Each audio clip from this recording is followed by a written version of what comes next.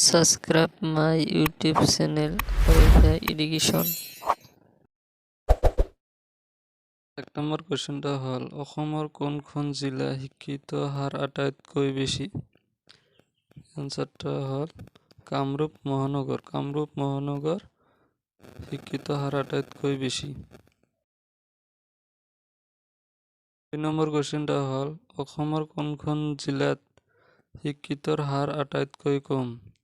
এনসাৰটো হ'ল ধুবুৰী জিলাত শিক্ষিতৰ হাৰ আটাইতকৈ কম।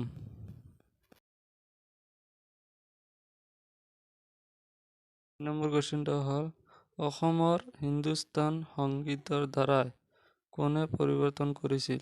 এনসাৰটো হ'ল স্বৰ্গদেউ ৰুদ্ৰ সিং হিন্দুস্তান সংগীতৰ দ্বাৰা পৰিৱৰ্তন কৰিছিল।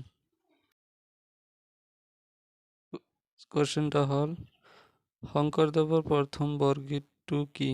এনসাৰটো হৈছে মন মেৰি ৰামচৰণী লাও শংকৰদেৱৰ প্ৰথম বৰগীত। কোৱেশ্চনটা হ'ল ৰঘুনাথ কাৰ পুতেক আছিল? এনসাৰটো হৈছে চিলাৰায় ৰঘুনাথৰ পুতেক আছিল।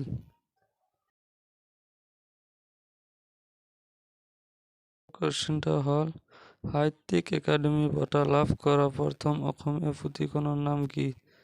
এনসাৰটো হৈছে বনফুল সাহিত্যিক একাডেমী বঁটা লাভ কৰা প্ৰথমখন অসমীয়া পুথি। 7 নম্বৰ কোৱেশ্চনটা হ'ল অসমৰ কোন ঠাইত বিশ্ব স্বাস্থ্য কেন্দ্ৰ আছে? এনসাৰটো হৈছে ডিব্ৰুগড়ৰ চাবুৱাত অসমৰ বিশ্ব স্বাস্থ্য কেন্দ্ৰ আছে।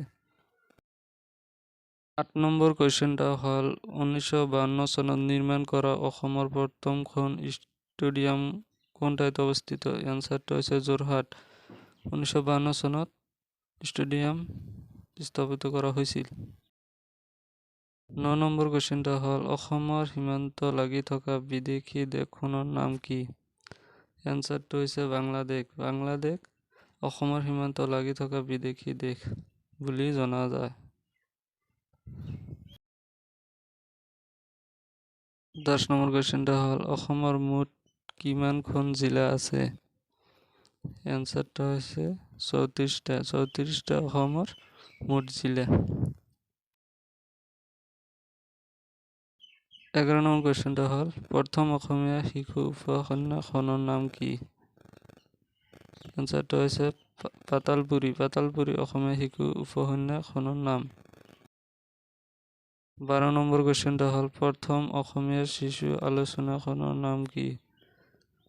এনসাৰটো হৈছে ল'ৰাৰ বন্ধু প্ৰথম অসমীয়া শিশু আলোচনীখনৰ নাম। 13 নম্বৰ কোৱেশ্চনটা হ'ল ভাৰতৰ স্কুলৰ ক্ৰিকেট দলৰ স্থান পোৱা অসমৰ প্ৰথম খেলুৱৈগৰাকীৰ নাম কি? এনসাৰটো হৈছে মাধুৰ্য প্ৰসাদ বৰুৱা ভাৰতৰ স্কুল ক্ৰিকেট দলৰ স্থান পোৱা অসমৰ প্ৰথম খেলুৱৈগৰাকীৰ নাম। 14 নম্বৰ কোৱেশ্চনটা হৈছে মানে কিমান চনত তৃতীয়বাৰৰ অসম আক্ৰমণ কৰিছিল? 1721 চনৰ তৃতীয়বাৰৰ অসম আক্ৰমণ কৰিছিল। 15 নম্বৰ কোৱেশ্চনটা হ'ল অসমৰ কোনখন চহৰৰ নামকৰণ এগৰাকী ইটালী ৰাজকুমাৰৰ নামেৰে কৰা হৈছে? এনসাৰটা হৈছে মাৰ্গেটিৰা অসমৰ চহৰৰ নামৰ এগৰাকী ইটালী ৰাজকুমাৰৰ নামেৰে নামকৰণ কৰা হৈছিল।